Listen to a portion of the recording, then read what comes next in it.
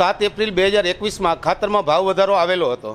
જે તે સમયે ખેડૂતનો વિરોધ થતાં સરકાર પર દબાણ આવતા સરકારે એવું કીધું કે અમે કંપનીને સબસિડી આપશું, એટલા માટે ખેડૂતે ભાવ વધારો ચૂકવવાનો નથી।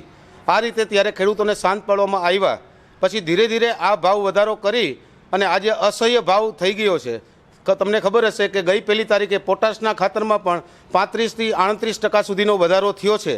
તો મારે આજે આ સરકારને કહેવાનું કે તમે જો આ રીતે ભાવ વધારતા જશો તો આ ખેડૂતનું શું થશે। તમે જ્યારે ભાવ વધારો આવ્યો ત્યારે એવું કહેતા હતા કે કાચા મટીરિયલનો ભાવ વધ્યો છે, પણ વાસ્તવમાં તમે એનું ક્રોસ ચેકિંગ ક્યારેય કરેલું નથી કે ખરેખર કાચો માલ કેટલો મોંઘો થયો છે, તો ખાતરનો ભાવ કેટલો વધારવો પડે।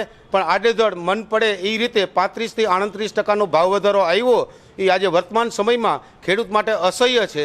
આજે ખેડૂત પોતાનું ઘર પણ માંડ ચલાવી શકે છે।